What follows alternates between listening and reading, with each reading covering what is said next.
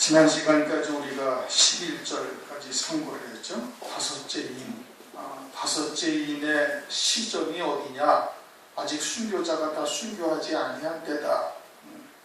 그래서 첫 번째 화, 다섯째 나팔이 딱 불어지는 때 첫 번째 화가 황충의 화인데 그때 아직 하나님의 인맞지 아니한 자들만 해하라 하시는 말씀을 통해서 하나님의 인맞은 종들이 여전히 활동하고 있고 그들이 제일 마지막에 순교하는 자들이 되는 것이죠. 그래서 다섯째 나팔과 다섯째 인이 동일한 사건임을 우리가 다시 한번 확인을 했고, 흰 두루마기다라는 것은 이제 한국적 개념을 가지고 이제 번역을 해놓은 건데, 머리에서 발끝까지 흰 옷을 입혀주신다 이런 뜻이죠. 그것은 이제 둘째 사망을 받지 않은 자가 되어짐을 말씀을 하고 있는 거예요. 그러면서 동무들과 동무종들과 형제들도 자기처럼 죽임을 받아 그 수가 차기까지 하라. 그런데 이제 그 수가 차는다고 말씀을 하셨는데, 다니엘서 12장 1절을 보면은 무릇 책에 기록된 자가 환난 가운데 구원을 받는다 이렇게 말씀을 하셨어요. 그러니까 환난 전에 이미 순교자들은 그 책에 이미 그 이름이 기록이 되는 거예요. 어린 양의 생명책이죠. 계시록 13장 8절 어린 양의 생명책에 그 이름이 기록된 자들을 순교케 하시기 위해서 환난을 허락을 하시는 거예요. 그리고 적그리스도에게 죽이는 권세까지 주는데, 마지막 환난의 때, 이제 마지막이 아니라 앞으로 있게 되어질 환난의 때에는 그 연, 월, 일시가 언제라고 기록이 되어 있지 않는 것이 아니라 이제 그 수가 이제 온전히 채워져서 어린 양의 생명책에 그 이름이 다 기록이 되어지면 그러면 이제 환난이 시작되어지는 거예요. 그 이름이 기록된 자들을 순교케 하시기 위해서 환난을 하나님께서 허용을 하시는 것이죠. 그래서 이제 다섯째 인, 다섯째 나팔이 같은 사건이고, 그것이 전 3년반의 마지막 한때, 두때, 반때 중에 마지막 반때에 5개월 황충의 화다 하는 것을 우리가 이제 확인했고, 이제 12절에 보면은 이제 여섯째 인이 등장을 하죠. 내가 보니 여섯째 인을 떼실 때 큰 지진이 나며 해가 총단같이 넘어지고 온 달이 피같이 되며 하면서 이제 여섯째 인이 말씀하셨는데, 여섯째 인은 어린 양의 진노, 또 진노의 큰 날이라고 해서 이것이 후 3년 반 들어서 하나님께서 진노의 심판하는 과정을 총론적으로 설명하고 있는 것이죠. 둘째 화와 셋째 화를 아울러서 크게 설명을 하고 있는 거예요. 그래서 큰 지진이라는 것이 마지막 7번째 대저의 때에 큰 지진이 난다고 계시록 16장 17절에서 말씀을 하고 있어요. 그러니까 지금 여섯째 인이라는 것은 후 3년 반에 있게 되어질 둘째 화와 셋째 화를 총론적으로 말씀하신다라고 이렇게 보아야 되는 거예요. 그런데 이제 그 어린 양의 진노라고 지금 여기다 기록을 해놓으셨어요. 우리가 오전에도 잠깐 상고했던 것처럼 어린 양의 진노다라는 것은 세상 사람들이 할 수 있는 말이 절대 아닌 거예요. 세상 사람들이 어린 양의 무슨 은혜를 입은 것도 아니고 어린 양께서 그들에게 배도한 그들에게 또는 어린 양께서 베풀어 주신 은혜에 반하는 행동을 해서 진노하시는 거거든요. 그렇죠? 이 어린 양의 진노라는 것은 어린 양이 베풀어 주신 은혜에 반하는 행동을 하니까 진노하심을 하는 거예요. 그런데 세상은 어린 양과 상관이 없는 곳이에요. 그러니까 세상이 심판을 받고 교회는 구원받는다, 이게 절대 아니라는 말씀이에요. 교회를 하나님께서 심판하시는 걸 말씀하고 있는 것이죠. 그러니까 어린 양의 진노라는 말씀을 통해서 택하신 자들이 이것이 어린 양의 진노라는 것을 아는 거예요. 진노의 심판을 받을 때 둘째 화, 셋째 화를 당하게 될 때 이것이 어린 양의 진노라는 것을 아는데도 불구하고 돌이켜 회개하지를 못하는 이와 같은 이제 일들이 벌어지게 되는 것이죠. 그러면은 어린 양의 진노라는 것이 뭘 의미하느냐? 어린 양께서 우리에게 하나님이 육신을 입고 이 땅에 오셔가지고 거룩하신 하나님께서 영원하신 하나님께서 육신을 입고 이 땅에 오셔가지고 우리 택한 백성들의 모든 죄를 대속하시기 위해서 십자가 위에 피 흘려 죽임당하신 거예요. 그리고 우리를 대신해서 지옥의 심판을 대신 받으신 거예요. 대속, 대경의 은혜를 우리가 입었다는 거예요. 그러니까 그거 하나만 가지고도 우리는 하나님 앞에 늘 감사 찬송하며 하나님의 뜻을 쫓아야 할 아주 은혜를 입은 자로서 합당한 삶을 살아야 할 의무가 있는 거예요. 고린도후서 5장 15절의 뜻을 어떻게 말씀하고 있는 거 아니? 저가 모든 사람을 대신하여 죽으심은 산자들로 하여금 다시는 저의 자신을 위하여 살지 않고 오직 저희를 대신하여 죽었다가 다시 사신 자를 위하여 살게 하려 하심이라. 그렇게 말씀하고 있습니다. 주님께서 우리를 위하여 대신 죽으신 것은 우리로 하여금 이제는 우리 스스로 나 자신을 위하여 살아서는 아니 되고 이제는 그리스도의 것이 되어졌으니까 그리스도를 위한 삶을 살라 이겁니다. 그럼 그리스도를 위한 삶이 뭐예요? 그리스도를 위한 삶이라는 것은 그리스도께서 말씀의 육신을 이 땅에 오셔서 그 하나님의 말씀을 이루시는 삶을 사신 거예요. 하나님의 말씀을 이루시는 삶을 사신 것과 같이 우리도 또한 주의 말씀을 이루는 삶을 사는 것이 그리스도를 위해서 사는 삶이에요. 다시 말하면 하나님의 말씀을 믿는 믿음으로 사는 거예요. 이제는 내가 산 것이 아니라 내 안에 계신 그리스도께서 사신 삶이라. 그것은 나를 사랑하사 자기 목숨을 버리신 하나님의 아들을 믿는 믿음으로 사는 것이지. 하나님의 말씀을 믿는 믿음으로 사는 거예요. 이 땅에 사는 삶이 나를 위해서 사는 것이 아니라 하나님의 말씀을 믿는 믿음으로만 산다는 겁니다. 하나님의 말씀을 믿는 믿음으로만 사는 것이 그것이 경건한 삶인 거예요. 그렇죠? 경건이다 이겁니다. 거룩한 삶을 사는 거예요. 하나님의 말씀을 믿는 믿음으로 산다는 것은 그것은 경건하게 사는 거예요. 그럼 이 땅에서 경건하게 살고자 하는 자는 무릇 핍박을 받으리라. 디모데후서 3장 12절. 무릇 그리스도 예수 안에서 경건하게 살고자 하는 자는 핍박을 받으리라 이겁니다. 고난을 당하는 거예요. 그것이 그리스도를 위한 삶이다 이거예요. 하나님의 말씀을 믿는 믿음으로 사는 자는 반드시 땅에서 고난을 당하게 되어 있고 핍박을 당하게 되어져 있어요. 왜? 세상에 속하지 아니하였으니까. 너희는 세상에 속한 자가 아니라 세상에서 나의 택함을 입은 자이므로. 그러면서 어떻게 한다? 반드시 너희들이 세상이 너희들을 미워한다 이거예요. 그러니까 핍박을 당하게 되어져 있는 거예요.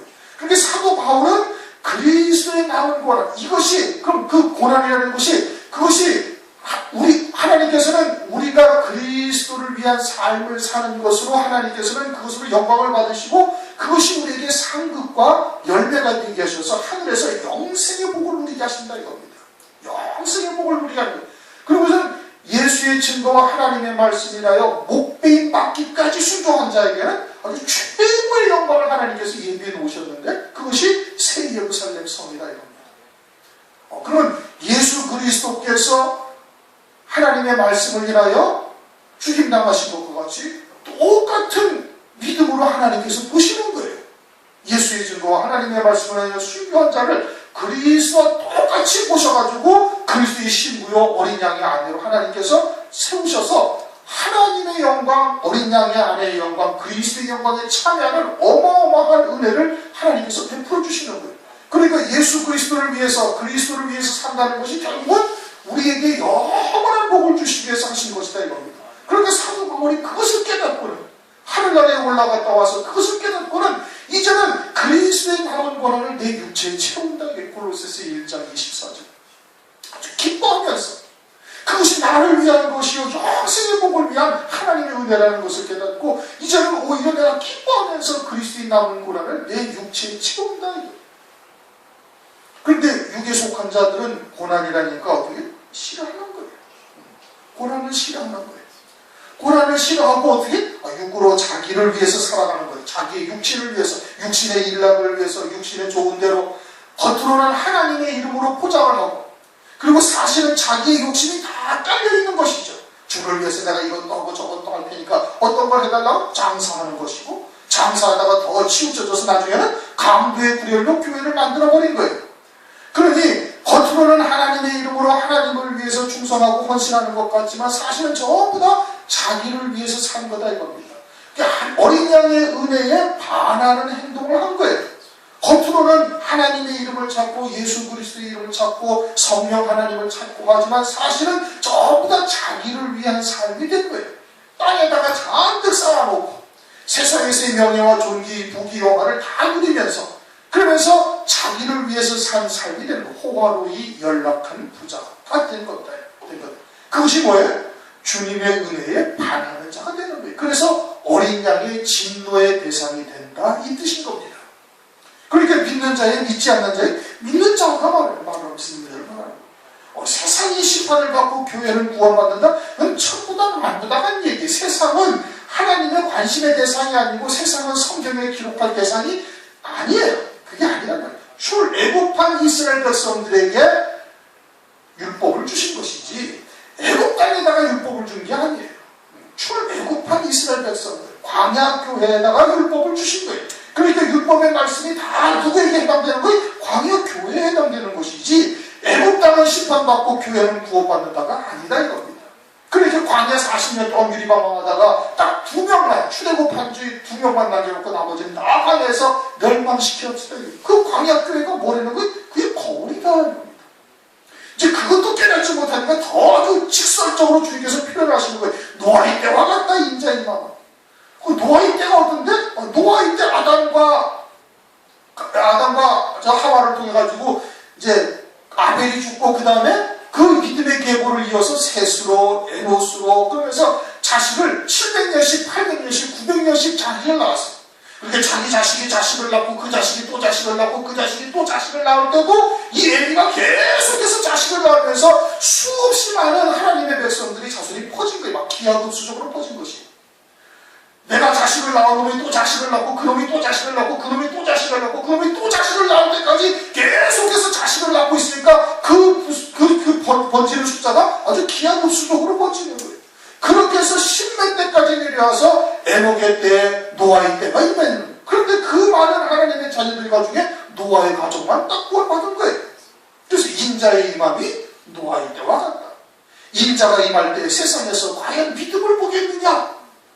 그와 같이 재림하실 주님을 맞이할 도시에 사는 한 과부와 같은 이 마음을 가지고 중심을 가지고 내가 언더 살다 보니까 육신의 일락을 쫓아서 사는 과부가 되어서 신랑 예수를 맞이할 믿음의 자리에 서 있지 못한 것을 깨닫고 통통하면서 하나님 앞에 막 애통하며 기도하는 그러한 택하신 자들의 기도를 하나님께서 들어주지 않으시겠느냐? 반드시 그러한 기도를 하나님이 들어주신대요. 그러나 인자가 올 때 이러한 믿음이 과연 있겠느냐? 없다는 얘기죠.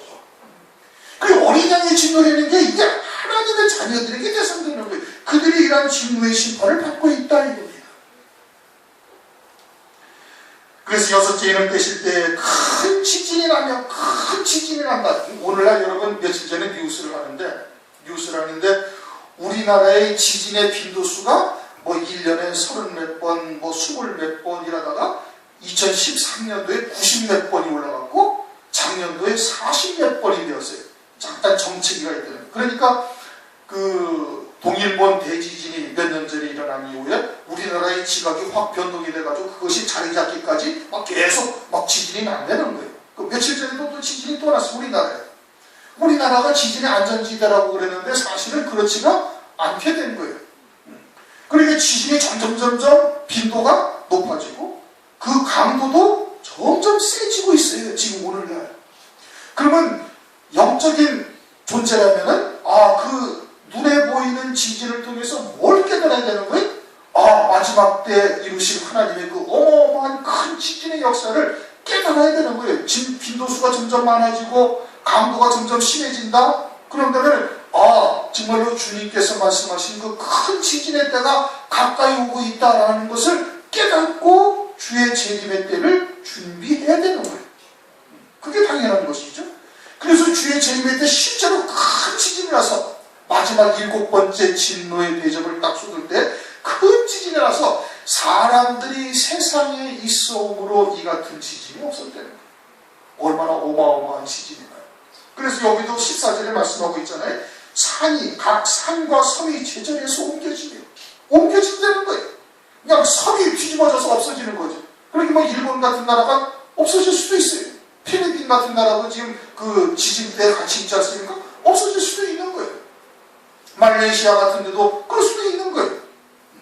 그러니 그와 같은 지진이 좀 빈번하게 일어나면은 영적으로 그것을 깨닫고 대비할 수 있어야 되는 겁니다. 영적인 감각이 있고 깨어있는 자라면은 정말 이와 같은 지진을 통해서 정말 하나님께서 그러한 지진의 역사가 있게 되어질 것을 미리 경고하시는구나 깨닫고 그 때를 대비해야 되는 것이죠. 뿐만 아니라 하나님께서 그와 같이 환난을 두신 것은 히브리서 12장 26절 27절을 보면 하나님께서 한번 흔들어 버리시겠다 이겁니다. 히브리서 12장 26절 그때 그 소리가 땅을 진동하였거니와 이제는 약속하여 가라사대 내가 또 한 번 땅만 아니라 하늘도 진동하리라 하셨느니라. 이 또 한 번이라 하심은 진동치 아니하는 것을 영존케 하기 위하여 진동할 것들 곧 만든 것들에 변동될 것을 나타내시려. 하나님께서 하늘도 한번 흔들어 버리시겠다. 뭘로? 환난으로. 그래서 자기들은 하늘나라에 다 쌓았다고 생각하는 그 잘못된 것들을 하나님께서 영존할 것들만 남겨놓고 나머지는 다 하나님께서 무너뜨리시겠다 이겁니다. 뭘 통해서? 환난을 통해서 그러는 거예요. 환난을 통해서 하나님께서 세상에 쌓아놓은 것들을 하나님께서 완전히 다 하나님께서 무너뜨리신다. 그래서 돌 위에 남지 아니하도록 하나님께서 완전히 무너뜨릴 것을 말씀을 하고 있는 겁니다.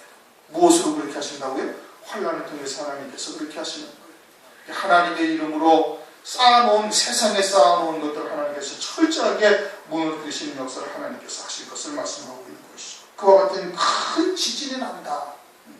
후 3년 만에 그래서 실제로 이와 같은 지진이 또 벌어지게 되는 것이고 해가 총담같이 검어지고 총담이라는 것은 말의 꼬리에 그 가는 털로 꼬리털로 아주 짠 담요 아주 까만 담요를 말해요. 그 가는 털로 아주 그냥 엮어서 다 짰으니까 아주 빛이 아예 들어오지 못하는 거예요. 해가 그렇게 깜깜해졌다 이겁니다. 해가 깜깜해졌다. 언제? 후 3년 반 들어서 그렇게 된다는 하나님의 진노의 심판이실 때. 그럼 하나님의 진노의 심판이실 때 해가 깜깜해진다는 것이 뭘 말하는가? 예수님께서 십자가 위에서 운명하셨을 때 해가 빛이 되었다고 말씀하셨어요. 주님이 곧 빛이에요. 해에 여호와 하나님은 해가 시편 84편 11절에도 말씀하고 있잖아요. 그러니 해가 깜깜해졌다는 것은 진리의 빛이 사라져서 이제는 더 이상 열매 맺고 빛으로 인하여 빛 가운데로 그 생명길을 걸어갈 수 있는 일이 완전히 다 사라져버렸다 이겁니다. 언제? 후 3년 만에 그러한 거예요. 후 3년 만에는 두 증인이 마지막 환난을 통해서 이루어 가실 구원의 말씀, 구원의 비밀들을 1260일 동안 즉 한때, 두때, 반때를 걸쳐서 예언의 권세를 가지고 증거하다가 순교할 자들이 한때, 두때, 반때를 통해 순교하고 제일 마지막에 두 증인이 순교하는 거예요. 계시록 11장에 말씀을 하고 있죠. 3일 그러고서는 3일 반 후에 둘째 화가 이제 유브라데 전쟁으로서 시작이 되어지는데 그러면 후 3년 반 들어서면은 두 증인이 순교하고 제일 마지막으로 순교하고 아무도 없는 거예요. 참된 성도, 진리의 말씀을 가진 성도는 아무도 없는 거예요. 주의 종이 아무도 없는 거예요. 이제 거짓 종들 음료교회만 딱 남아있어요. 나머지는 이미 다 순교하거나 아니면 예비처럼 이미 다 가버렸다 이겁니다. 그리고서는 거짓 종들만 남아있으니까 이건 진리의 빛이 완전히 사라진 것이 되어져서 해가 총당같이 검어졌다 그런 뜻인 겁니다. 열매 맺게 하는 역사가 완전히 사라진 거예요. 그 다음에는 어떻게 됐어요? 온 달이 피같이 된다 이겁니다. 여호와 하나님은 해고 그 해라는 것은 진리를 의미하고 있는 것이고 달이라는 것은 어둠 가운데 비치는 달이에요. 그러니까 이것은 뭘 말하는 거예요? 율법을 말하는 거예요. 죄 가운데 있는 어둠 가운데 있는 하나님의 백성들에게 죄가 무엇인지를 깨닫고 회개하여 돌이켜서 빛 가운데로 나오게 하는 역사가 율법인 거예요. 창세기 1장 15절을 보면 큰 광명과 작은 광명, 하늘에 또한 별들이 있어서 땅을 비추라 그렇게 말씀합니다. 땅을 비추라. 아니 실제 햇빛은 땅만 비추는 것이 아니라 숲도 비추고 바다도 비추고 저 남극도 비추고 북극도 비추고 다 비치지. 얼음 위에도 비추고 다 비친다고. 그런데 창세기에는 오직 뭐만 비추라? 땅만 비추라. 땅만 비추라. 그러면 해라는 것은 큰 광명이 무슨 진리를 말하는 것이고 달이라는 것은 율법을 말하는 거예요. 어둠 속에 죄 가운데 있는 하나님의 백성들에게 죄가 무엇인지를 깨닫게 해서 진리의 빛으로 나오게 하는 은혜를 베풀어 주시는 거예요. 그게 율법이지. 그게 달이다 이겁니다. 그런데 그 달이 피와 같이 됐다는 것은 하나님께서 율법에 기록된 대로 그대로 저주로 하나님께서 치시는 역사를 말하는 거예요. 그러니까 이사야서 63장을 보면 오신 보스라에서 오는 사람이 그냥 홍의를 입었다. 왜 홍의를 입었냐? 그러니까 아주 내가 분노해가지고 진노로 아주 포도즙들을 맞다가 그 포도즙 피가 다 튀었다 이겁니다. 그래가지고 옷이 아주 벌겋게 됐다라고 그렇게 이사야서 63장 1절이라고 쭉 말씀을 하고 있는 거예요. 하나님께서 진노의 심판을 하시는데 아주 율법에 기록된 대로 그대로 하나님께서 보응을 하시기 때문에 온 달이 피같이 되었다라고 말씀을 하고 있는 거예요. 그러면서 13절 하늘의 별들이 무화과가 대풍에 흔들려 선 것이 떨어지는 것까지 땅에 떨어지는, 하늘의 별들이 땅에 떨어진다는 거예요. 하늘의 별들이 땅에 떨어지는데 이게 실제 별이 떨어지면 어떻게? 지구는 종말이에요. 흔적도 없이 사라지는 거예요. 근데 하나만 떨어지는 거 아니라 아주 그냥 무수하게 떨어지니 이것이 실제 별을 말하는 것은 아니다 이겁니다. 그럼 그 별이 되는 게 뭐냐? 해, 달, 별. 별은 뭐예요? 하나님의 종들을 말하는 거예요. 계시록 1장에서도 또는 계시록 1장에서도 말씀하죠. 7 금초대교회 7별. 그는 7별은 7 사자, 7 금초대교회의 사자다 이겁니다. 주의 종들을 말하는 것이죠. 그러니 별들은 하늘에 떠 있어서 해, 달, 별이 궁창에 떠 있어서 땅을 비추려는 거예요. 그럼 별도 하늘에 떠 있어서 하늘을 소망하게 하고 하늘의 예비된 영광을 바라보게 하고 그리고 그 믿음으로 성도들을 하나님의 백성들을 살아가게 해야 할 사명이 있는 것이 별들인 겁니다. 그런데 땅에 떨어져서는 뭘 하는 거예요? 땅에 떨어져서 땅에 속한 말을 하고 땅에다가 보화를 쌓게 만들고 땅에 속한 자로서 일생을 살아가게 만드는 자가 되었다 이 뜻인 겁니다. 그러니까 하늘의 예비된 영광을 바라보게 하고 하늘 소망 가운데 믿음으로 살아가게 하는 것이 아니라 땅에 떨어져서 세상에 속한 말을 하고 세상의 것들을 사모하게 하고 신앙의 목적을 온통 거기에다가 놔두게 만들면 그것이 땅에 떨어진 별이 되는 거예요. 그래서 요한계시록 8장 10절을 보면 셋째 천사가 나팔을 불 때 하늘에서 큰 별 하나가 떨어져서 물샘에 떨어지니 그 물이 쑥물이 되고 많은 사람이 그 물로 인하여 죽었다 이 겁니다. 이것은 하나님의 말씀을 말하는 것이죠. 하나님의 말씀에 아주 쑥물이 되어져가지고 그 물을 먹는 자마다 그 말씀을 듣는 자마다 전부 다 영적으로 죽임당하는 거예요. 요한계시록 12장 3절에 보면 또 용이 그 꼬리로 하늘의 별 3분의 1을 끌어다가 땅에다가 던지더라. 땅에 떨어진 별들이 되는 것이죠. 하늘의 별들이 무화과 나무가 대풍에 흔들려 선 것이 떨어지는 것 같이 땅에 떨어지게 하고 무화과 나무라는 것은 무화과 나무의 선과 실과 같이 떨어졌다는 것은 환란의 바람에 의해 가지고 그냥 폭풍 가운데 과실 열매들이 선과 실이 그냥 떨어지듯이 그렇게 다 떨어졌다는 얘기예요. 무수히 떨어지는 거예요. 그럼 오늘날 그와 같은 무화과 나무에서 선과 실 떨어지듯이 떨어지는 종들과 하늘의 별들로서 끝까지 샛별이 되어져서 아침이 맞도록 인도하는 그와 같은 종들과 차이가 뭐냐 이겁니다. 말씀이 차이가 나는 거예요. 하나님의 말씀. 하나님의 말씀을 어떻게 바라보고 어떠한 말씀으로 전하는가로 그것이 분별이 되는 거예요. 그 입술의 열매로 알듯이. 그 열매로 그들을 알듯이. 그러니까 입에서 나오는 말이 과연 하늘에 속한 말씀으로 하늘을 소망하게 하고 믿음으로 세상을 이기며 세상이 관계할 것이 없는 그와 같은 신앙으로 살게 하는지 여부가 알 수가 있다 이겁니다. 요한일서 4장 5절에도 말씀하고 있잖아요.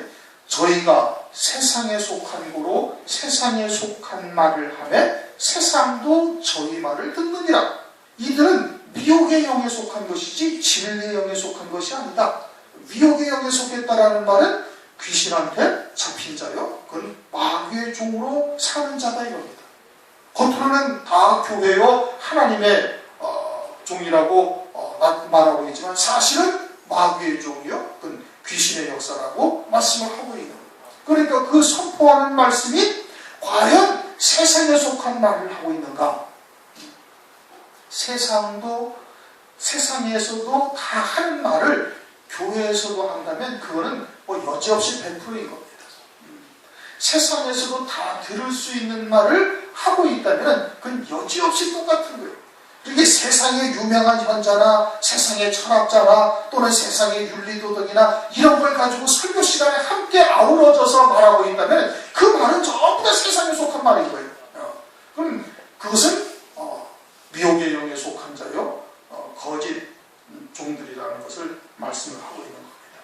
그것을 통해서 그들은 환란의 바람이 딱 불게 되어지면 그냥 대풍에 선것을 떨어지듯이 그냥 떨어진다 이겁니다.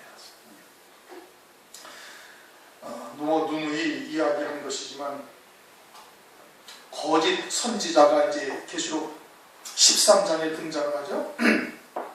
땅에서 올라오는 또 다른 짐승이 하나가 있는데 그는 새끼 양같이 뿔 달렸다. 그래서 용처럼 말한다. 그게 말이 기가 막힌 거예요. 그렇게 말이 잘할 수가 없는 거예요. 거기다가 새끼 양처럼 뿔까지 났으니까 하나님의 이름으로 나오는 거예요. 하나님의 양처럼 등장하는 거예요. 그래가지고서는 아주 용처럼 말하니 그 말을 누가 당할 수가 있어요. 그리고서는 그냥 우상에다가 생기를 딱 하니까 우상이 말까지 하지. 7머리 10뿔 짐승이 죽었다가 살아나는 이적까지 보이는 거예요. 마치 예수님이 부활하신 것과 똑같은 아주 표적을 딱 보여주는 거예요. 그리고서는 사랑과 평화를 외치면서 온 세상의 난제들을 다 해결한다 이겁니다. 지금 프랑스에서도 테러가 일어나가지고 난리잖아요. 이틀 연속 그냥 테러범들이 아랍권 사람들이 막 난리를 치죠. 온 세상이 사실은 다 뒤숭숭한 거예요. 거기다 경제는 좋은가요? 아니요, 그렇지 않아요. 그냥 살얼음 파기를 겪고 있는 거, 언제 터질지 모르는 아주 내관기를 지금 겪고 있는 것과 다를 바가 하나도 없다 이거예요. 거기다가 무슨 이제 모든 경제가 사람의 생각이나 머리로 쌓을 수가 있는 것이 아니라 전부 다 컴퓨터를 다 의지해요. 컴퓨터를 다 의지하죠. 그런데 이 컴퓨터라는 것이 이제 절대 안전하지를 못한 거예요. 해킹을 당하고, 은행이 그냥, 해킹 당해가지고, 돈이 슬슬 빠져나가기도 하고, 이런 일이 비일비재하게 벌어지고 있지 않습니까? 그러니까 이와 같은 것들을 갖다가, 아주 그냥 기가 막힌 묘수를 발해가지고 그런 것을 다 안정시키고, 전쟁도 종식시키고, 물 부족 문제 같은 거, 공해 문제도 해결하고, 그러면서 사랑과 평화를 외치고 인물도 잘생겼죠. 이적과 표적이 막 나타나죠. 그러면은 세상에 속한 말로 살던 사람들은 거의 다 넘어가는 겁니다. 100% 넘어가는 거예요. 그러고서는 남아있는 사람들이 이제 고난을 당하고 핍박당하고 결국은 죽임까지 당하게 되어지는 것이죠. 그러니 그와 같은 대풍의 선밭이 떨어지듯이 그냥 그대로 다 떨어져 버리는 거예요. 세상에 속한 말로서 지금 신앙생활을 하고 있다면 거의 다 넘어간다고 봐도 무리가 아닐 겁니다. 그렇게 되어지고 14절 하늘은 종이 죽이 말리는 같이 떠나가고 하늘이 종이 죽 말리듯이 떠나간다는 것은 하늘에 예비된 영광이 완전히 그냥 뚜루루 말려가지고 싹 사라져버리듯이 여러분 이 벽지가 또또또또 말려가지고 오잖아요. 그렇죠? 쫙 폈다가 탕면 어떻게 뚜루루 말려가지고 싹 사라지 하늘이 그렇게 사라진다는 거예요. 하늘이 사라진다는 것은 이 지금 천체가 사라진다는 것이 아니라 하늘나라에 예비하신 영광이 좀 완전히 다 끝났다는 거예요. 사라졌다는 거예요. 더 이상 열매 맺고 빛이 없으니까 진리의 빛이 없으니까 열매를 맺을 수가 없죠. 하늘이 종이 쭉 말리는 것이 떠나가고 각 산과 섬이 제자리에서 옮기고 실제 지진이 나고 또 영적으로 각 산과 섬이 사라진다. 산이라는 것은 땅 위에 솟아있는 것이 산이에요. 섬은 바다 가운데 솟아난 것이 섬이에요. 그 바다 가운데 솟아난 것은 죄악의 바다 가운데서 복음을 듣고 나와 있는 살아난 그와 같은 하나님의 교회를 말하는 거예요. 산은 평지에 땅 위에 솟아있는 게 산이에요. 그러니까 하나님의 백성 가운데 진리의 말씀을 들어가지고 진리의 말씀을 들어서 열매 맺고 있던 그와 같은 곳이다 이겁니다. 그런 산과 섬이 후 3년 만에는 완전히 다 사라지고 없어진다는 얘기예요. 창세기 7장을 보면 노아의 홍수 때를 비유로 설명을 하고 계세요. 노아의 홍수 때 물이 찬일함에 150일 동안 물이 와서 물이 찬일함에 천하의 산이 다 잠겨버렸다. 천하의 산이라는 것은 하늘 아래의 산이에요. 이렇게 천하의 영광을 소망하며 살던 산들은 그냥 홍수가 한 번 나자 쫙 그냥 가라앉아 버리고 다시 물이 15규빗이 부르니까 또 산들이 물에 잠겼다. 이렇게 문법적으로 전혀 맞지 않냔 말이에요. 그러니까 하나님께서 어떤 영적인 계시를 담고 있는 말씀이죠. 천하의 산이 잠겼는데 뭔 산이 또 남아있어요? 그건 천상의 산이 남아있는 거예요. 천상의 산도 그냥 환란의 바람 속에 잠겨버린다는 거예요. 그럼 어떤 산만 남아요? 따로 높은 산만 남아있는 거예요. 환란할 때 따로 높은 산만 딱 남아있는 거예요. 그러니까 마태복음 17장 1절에 보여주셨던 그 영광을 소망하며 환난을 바라보는 자들, 그들만 딱 살아남는 것이 되는 거예요. 나머지는 물에 잠겨버린다 이겁니다. 그것을 또 다시 확인해서 하시는 말씀이 마태복음 2장에 헤롯 왕이 2살 이하의 사내아이를 다 죽여버리는 거예요. 어린아이를. 마태복음이 아니라 히브리서 5장 11절을 보면 거기에 말씀의 초보라는 단어가 있어요. 그것이 이제 말씀드린 것처럼 스토이케이온이라는 헬라어. 그 말씀의 초보라는 단어가 베드로후서 3장 10절에는 체질이라는 단어로 번역을 똑같은 헬라어인데 번역을 거기서는 체질이라고 써요. 이 체질이 뜨거운 물에 풀어지고 그럼 말씀의 초보가 환란의 뜨거운 바람에 딱 풀어져 버린다 이겁니다. 2살 이하의 신앙, 젖먹이의 신앙, 말씀의 초보는 환란의 바람 가운데 천상의 산이지만 아들의 신앙이 무엇인지를 깨닫고 진리가 무엇인지를 알지만 신앙이 어리니까 환란의 바람에 어떻게 다 무너져 버린다 이겁니다. 물에 잠겨버리는 거예요. 죽임당하는 거예요. 누구에게? 헤롯 왕과 같은 적그리스도에게 죽임당하는 것을 말합니다. 그와 같이 산과 섬이 제자리에서 다 옮겨지는 지진의 역사도 있지만 영적으로 하나님의 자녀들이 이렇게 멸망당하게 되어질 것을 말씀하고 있는 것이죠. 언제? 후 3년 반이 남아있는 교회는 다 멸망한다. 땅의 임금들과 왕족들과 장군들과 부자들과 강한 자들과 각 종과 자주들이 굴과 산 바위 틈에 숨어서 땅의 임금들이라는 것은 그것은 이 세상에서 교회들을 말하는 건데 땅에 속한 교회를 말하는 거예요. 거기서 왕처럼 군림하고 있다. 자기가 교회의 왕처럼 군림하고 있던 자들, 땅에 속한 교회, 장군들, 많은 사람들이 따르는 자들. 그 다음에 또 뭐가 있어요? 임금들과 왕족들과 장군들과 부자들, 세상에서 잔뜩 쌓아놓고 있는 부자들, 강한 자들, 완전히 육으로 사는 자들이 강한 거예요. 자아가 강해서 성령의 역사를 소멸시켜버린 자들. 이게 강한 자지. 각 종과 물질의 종, 권세의 종, 명예의 종이 되어져서 살던 자들. 그 다음에 자주자. 이거는 내가 구원자다 이겁니다. 내가 예수를 믿어서 구원받았고 내가 무엇에서 복을 받았고 하던 자기의 의로서 살던 자들. 우리가 다 은혜로만 사는 것인데 그러니까 굴과 산 바위 틈에 숨어 이 굴이라는 것은 자기가 그만큼 의지했던 것들에 의지하는 거예요. 물질을 의지했던 자들은 물질로 돈이나 권세, 명예나 권세를 의지했던 자들은 그와 같은 것에 숨어서 우리를 구원해 줄 것을 그들에게 지금 바라고 있는 것과 마찬가지가 되는 것이죠. 그렇게 살던 자들은 이와 같이 이제 외치게 되는 겁니다. 산과 바위에 이르되 우리 위에 떨어져 보좌에 앉으신 이의 낯에서 어린 양의 진노에서 우리를 깔고라. 그렇게 하던 자들은 환난날 진노의 심판에 들어서서 이와 같이 외치는 거예요. 이것이 어린 양의 심판이라는 것을 아는 거예요. 그러니까 어린 양의 진노의 심판을 받는 것보다는 그냥 바위가 확 부러져가지고 바위에 깔려서 그냥 금방 딱 직사해버리는 것이 이게 낫겠다 이겁니다.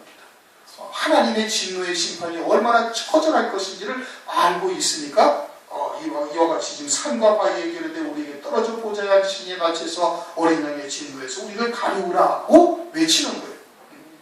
서두에도 이야기했던 것처럼 이들은 하나님의 자녀인 겁니다. 그러니까 어린 양께서 우리에게 베풀어 주신 은혜에 우리가 반하는 행동을 해서 반하는 신앙생활을 해서 이것이 어린 양으로부터 받게 되어질 진노라는 것을 알고 있는 자들이니까 지금 이 얘기를 하는 거예요.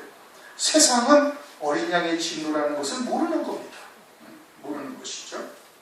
그러면서 17절 그들이 진노의 큰 날이 이르렀으니 누가 서른님이 서리라. 진노의 큰 날에 어느 누구도 벗어날 자가 아무도 없다 이겁니다. 그때 세상에 후 3년 반에 남아있는 자들은 예비처 성도들은 그 하나님께서 특별히 보호 양육하는 것이 고센 땅은 빛이 있고 고센 땅은 어둠이 임하지 아니하는 것이죠.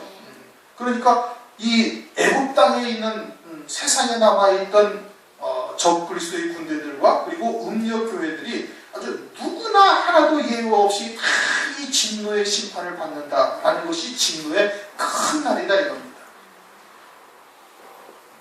6장 4절을 보면은 붉은 말 탄 자가 화평을 제하면서 서로 죽이게 하고 큰 칼을 받았다. 이 큰 칼이라는 것은 무엇을 의미한다고? 누구나 다 죽이는 거예요. 그 대적하는 자들은. 육에 속한 자들은 질승표를 받으니까 영이나 죽은 자가 되는 것이고 그리고 신실한 성도들은 영으로 믿음으로 그를 갖다가 받지 않냐니까 육신을 다 죽여버리는 거예요. 누구나 다 죽이는 칼이, 그게 큰 칼이에요. 마찬가지로 진노의 큰 날이라는 것은 그 당시에 후 3년 반에 남아있는 어느 누구들 막론하고 모든 자들을 갖다가 다 진노의 심판 아래 둘 수 있는 그와 같은 큰 날이다라는 뜻인 겁니다.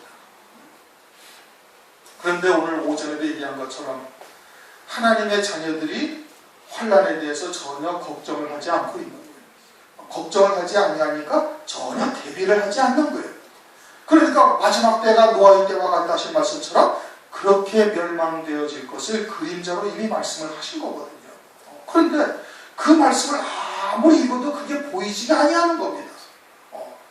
봐도 모르는 거예요. 들어도 깨닫지 못하는 거예요.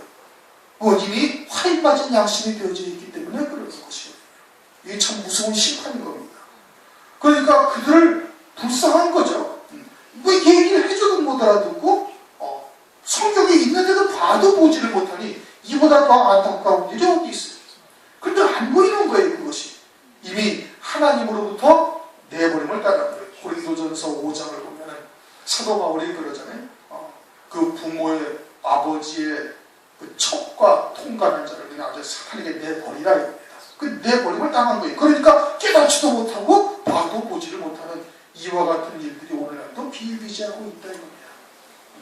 그러나 우리들에게 하나님께서 이런 은혜를 베푸신 것은 우리로 하여금 이와 같은 진노의 심판의 자리에 들어서는 안 될 것을 우리에게 알려주시는 거예요. 그러면 우리는 더 어떻게 해야 되지? 더욱더 하나님 앞에 가까이 나가고 더 이와 같은 하나님의 말씀을 통해서 마지막 때를 대비해서 하나님의 전신갑주를 입는 자가 되어야 되는 겁니다.